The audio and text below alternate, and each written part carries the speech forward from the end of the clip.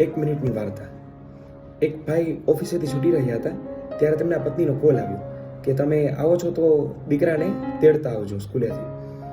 તો સ્કૂલેથી તેડતા આવે છે અને રસ્તામાં દીકરાને કહે છે કે ચાલ આજે હું તને બહારનું ખવડાવું. તો દીકરો કહે ના, એનાથી સ્વાસ્થ્ય ખરાબ થાય છે. એના કરતાં આપણે એવું કરીએ કે મમ્મીને કહીએ કે આજે આપણને પાલક પનીરનું શાક બનાવી આપે. થોડી વાર થઈ તેમના પત્નીનો કોલ આવ્યો કે આવો છો તો સાથોસાથ શાકભાજી લઈને આવજો.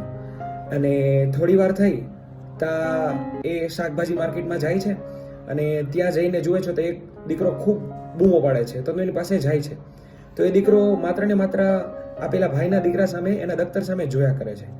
અને થોડી વાર પછી એમને યાદ આવ્યું કે ઓહો, મારે શાકભાજીમાં પાલક લેવાની છે. તો એ પૂછે છે દીકરાને કે શું તમારી પાસે પાલક છે?